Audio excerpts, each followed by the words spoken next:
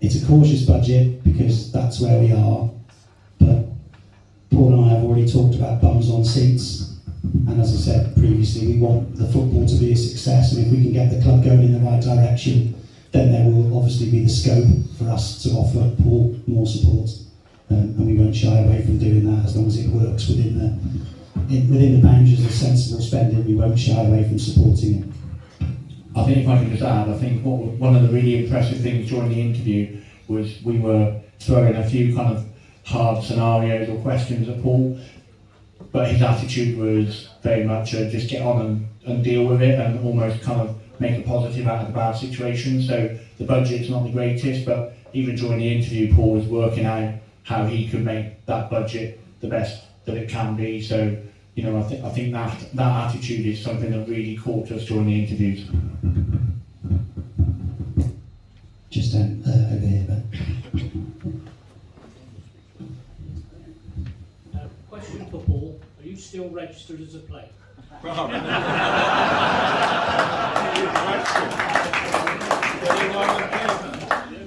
I'm not, and I'll tell you why, because I absolutely love cakes. So I couldn't run the length myself now. Just towards the back, Ben, I think. Hi. I just wondering, you're saying that Paul's going to progress his club. Are you in a position to let us know what his contract situation is? Is it a 1 year? Is it a 2 year? He signed a 2-year deal.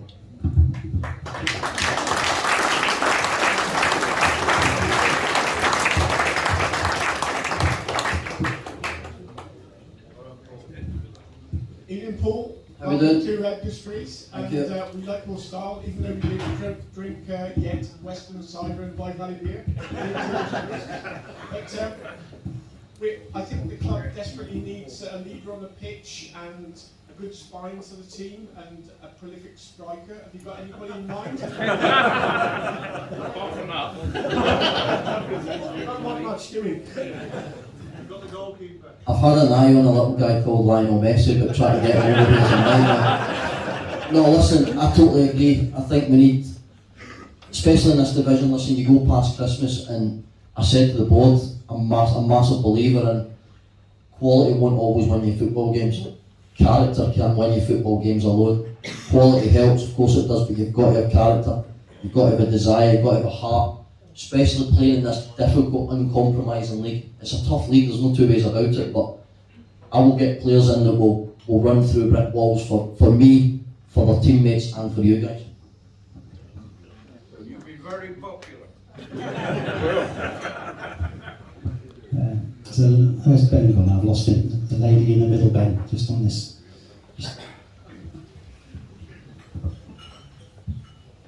Welcome to the club.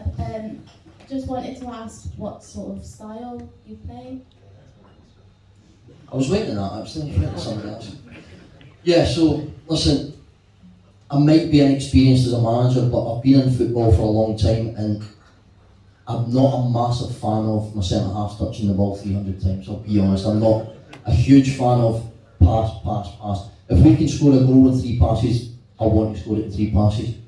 I look at football now, it's not changed from what it was 50 years ago. The same rules apply. It's just coaches complicate football for me. The game's won in 36 yards, it's won in the opposition box, and it's won and it's lost in our box. So we've got to defend our box first and foremost. So what's the best way of doing that? Keep the ball away from our box. It's simple, but I'm not talking launching it from A to B. So the way I like playing is there's 3 different ways of going from box to box. It's to play through teams. So I can get my central midfielders on it, through the opposition press, get our wide men up and put balls in the box. The art of crossings went out of football, and it irritates me because I love to cross the ball. So I want crosses in the box. Second of all, if we can't play through teams, what will normally happen is teams will then narrow off. So when they narrow off, it creates space wide. So we'll then play round teams. So if we can get the ball wide, again we'll get balls in the box. Failing that, I'm not scared to go over the top. We'll get pace in the team, so why not use it?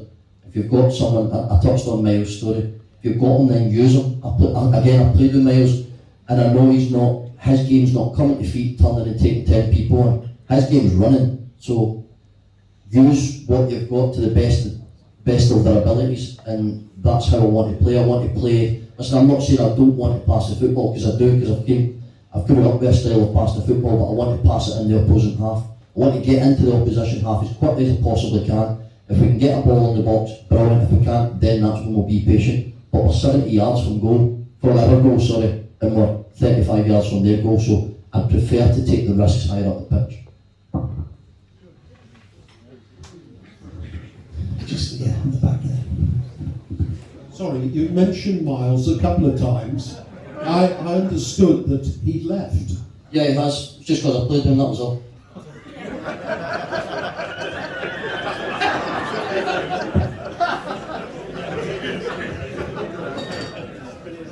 It's a question down here, Ben, I think.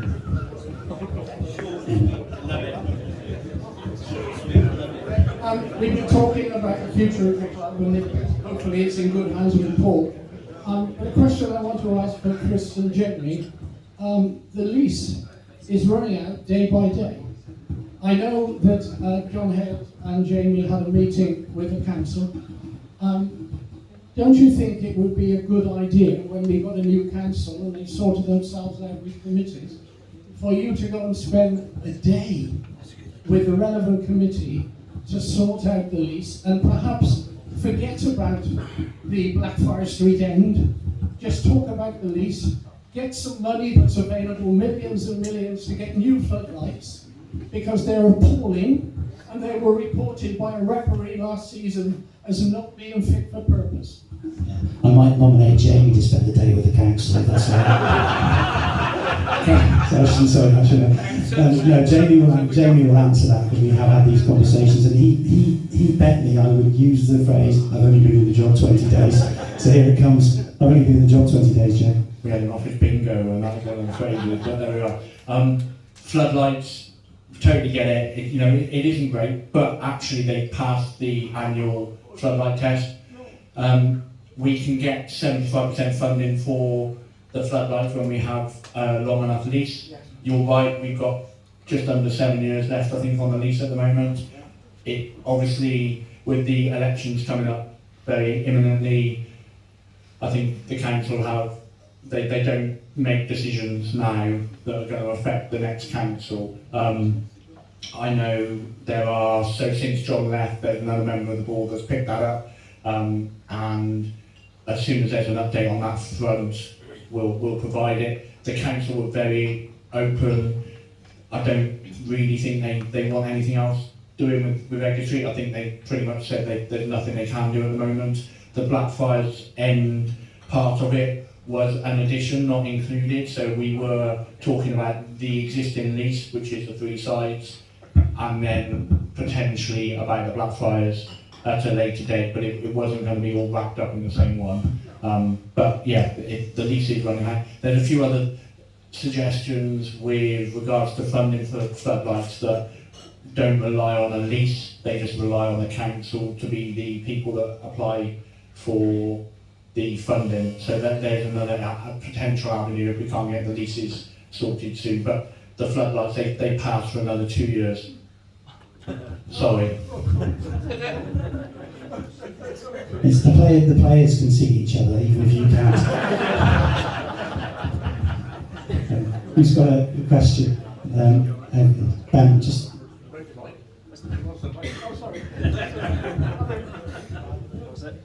Ellen on the phone.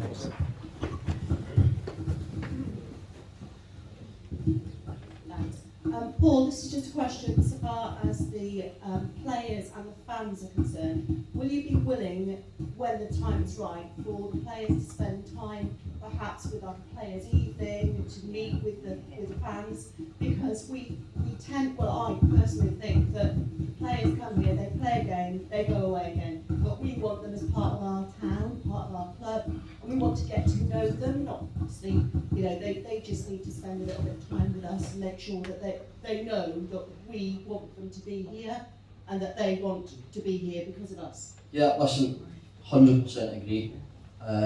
So Jamie touched on it earlier, that it's something I did speak about in the interview. Connection we'll have to bridge the gap. There's no two ways about it. Obviously, we train in Birmingham, the club's in Hereford, so we've got to try and find a way of bridging the gap.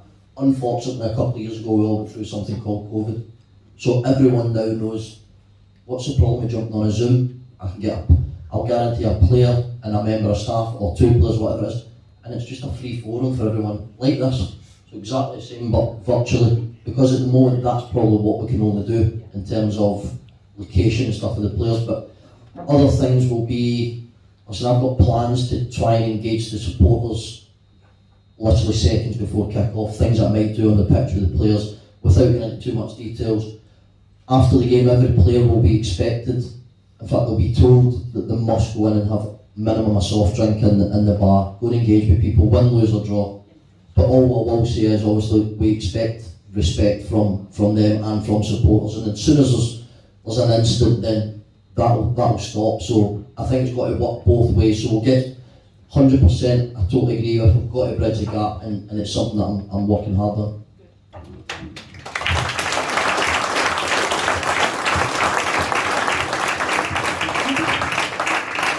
Any more for any more?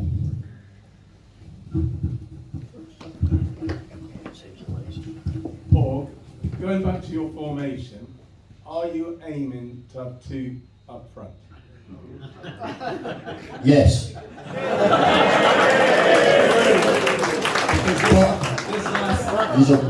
You spoke too soon there, wait till you hear the next bit. No, listen. 4-3-3, eh? Listen, yeah, ideally I want two strikers on the pitch, 100%, especially at home. I'm sure you guys are listening, you're knowledgeable enough. You know at times where we go away to home, we might have to play 4-3-3, so one focal striker with two wide strikers, which is fine. But yeah, especially at home, I want to play in the front foot at home. I want us to be a massive threat at home. I want us to be a threat, of course, home and away, but this is our home. We want it very tough for people to come and play here. We want people going away going, Jesus, that was horrible at Hereford, because they were just bombarding our box. I want us to set up in a way where we get balls in the box, and then my plan is obviously coaching players behind that, when the ball comes out, to recycle it and just keep Pep in the box. 100%, just keep putting balls in the box, and I guarantee you we'll get success from it. Good, because it's like last season we've had one up front nearly all season, and the entertainment value has been poor.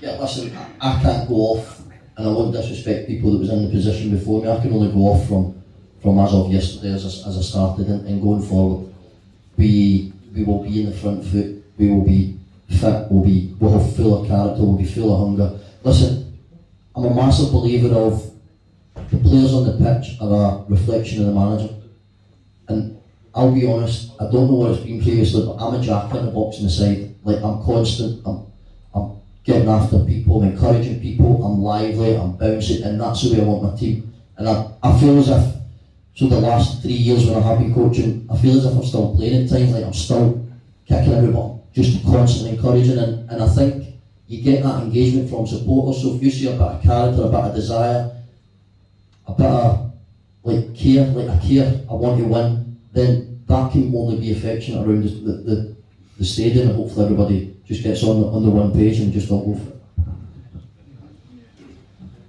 I think there's certainly a couple in that corner, Bennett. Hang on. You're breaking the rules. Paul, who's been the biggest influence and inspiration to you in your littering career? Yeah, listen, so I've obviously had quite a few, but when I was younger there was one, Tommy Burns, who's sadly not here, sadly passed away. He was a massive influence on me growing up, coming through the youth team and stuff like that. But on a senior level, it's been Gordon Strachan. Gordon Strachan's been a huge influence on me.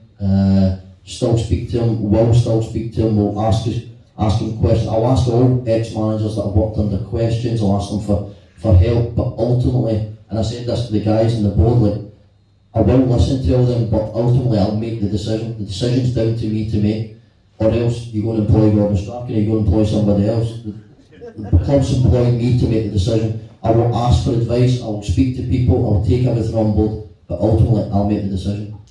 I think everybody here tonight's been very impressed with what you've got to say, and what can we do to help you?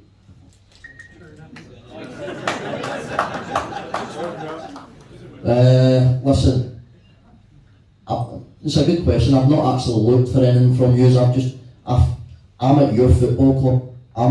Yous will be here long after I will be. I want to be here for a long time. Of course, I don't want to be successful, but I'm coming to your football club, so it's down to me to impress you guys, get people on the pitch, and then in turn, I know for a fact what I'll get from you. I know you'll get behind the team. But yeah, listen, I said earlier, I don't think you can walk into a room of people that don't know me and ask for trust. You wouldn't just hand somebody your car keys and go and ask them to fill your car up. You've got to build trust, and that's what I plan on doing in the next couple of weeks.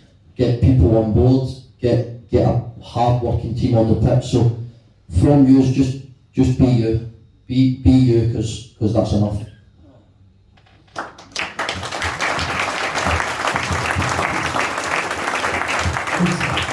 Is there any more questions? Because there's a hand on there's two actually on this side, Ben, sorry. Well, we've touched on this before. As a football manager now, what attitude are you looking for from your players? Because I think we agree in this room, the attitude of our team these last few seasons has not been very good. They've not really played as a team. How would you look to address that? Yeah, so I touched on it earlier. I'm a massive believer in the players on the pitch are a reflection of the manager on the side. And again, I'm hoping it's came out now, but I've got loads of character, I've got loads of desire.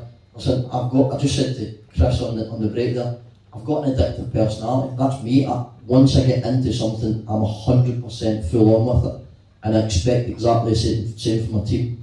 Just the smallest things make a big difference to me, without digging other people out or anything like that, or previous regimes. When I went to the training ground the other day for individual meetings, just to give you a bit of background on the standards that I will work off, there was a table with teas and coffees and bread and stuff like that for the players to make whatever they make. But there was dirty knives there was lids off of the butter, there was bread everywhere, there was dirty spoons. That's just being a good person. I cannot stand simple standards like that, because they then, you take them on the pitch with you, it's a lazy mentality. So I'm big on the smallest things I think that make a difference. If I can get as much right off the pitch, then I'm pretty sure we'll be successful on it. Thank you. There was another hand, I think, somewhere, just on this side, Ben. Just take a couple more, maybe, then with them on there and one over there as well afterwards. Welcome, Paul. Thank you.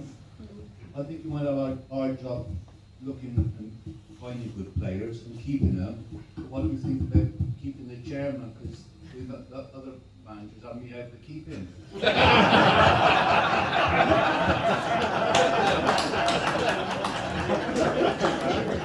I just hope he stays, because I have a lot of fun with Chris and I think he's good for the club, so I hope he stays.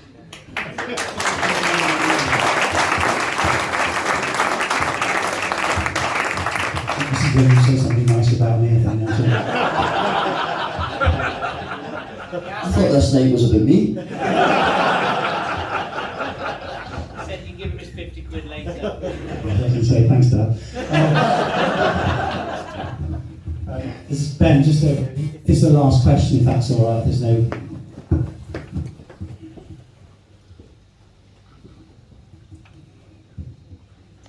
Going back to pre-season friendlies, have you managed to persuade some of your old clubs to visit us pre-season, preferably Rangers or Celtic?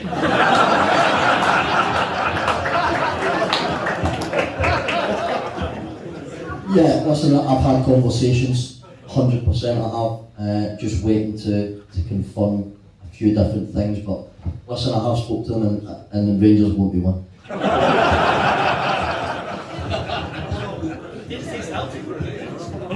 Yeah, we'll take, this will be the last question. Adrian's got his hand. Make it good, Adrian, no pressure. I was just going to say about the fans forum, it's been brilliant tonight to meet you and hear what you've got to say. We've had fans forums before, and they sort of petered out a bit. We've been promised, and then it never really happened. So I'm just wondering whether throughout the season, whether this we could have a few more with you as the season goes on. I think it'll be healthy for the supporters and the relationship with you and the staff. Listen, 100%. I've already made it clear. I'll be here every Friday. I'll come across the Thursday night. So the Fridays I'll be here. I'm about. Again, I touched on the online stuff, the virtual stuff. I think that's easy. I don't think there's much difficulty to that. It's just about commitment, and that's down to me as a manager of the club to get the players to listen. They won't be asked, but they'll be told that's part of the role. They will be attending. Listen, there's probably going to, as I touched on, 16, 18 players, 5 staff members. So just off the top of my head, it's once every 10 weeks. If we do it 2 players, 2 members every week, once every 10 weeks, what's that for an hour and a half of their life? So it's definitely something that we will work on. Perfect.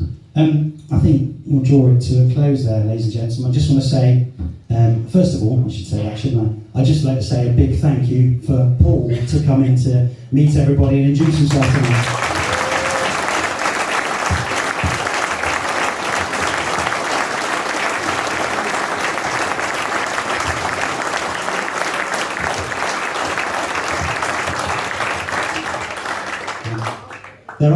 There are clearly no guarantees, but I hope you've got a flavour of why Jamie obviously did both interviews as I did. I hope you've got a flavour of why we were so drawn to Paul in terms of his manner and his passion and his drive. So I'm really excited to see what he can create here, and I'm really looking forward to seeing what he starts to put together over the course of the summer.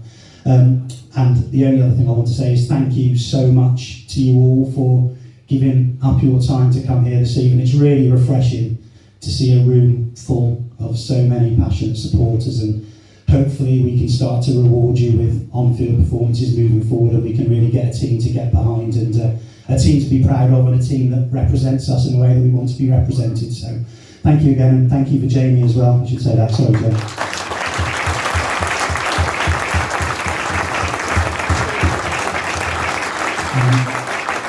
And please do feel free to stay for another drink, because every penny put over the bar might help Paul out, so that'd be great. So thank you very much everybody, and safe journey home.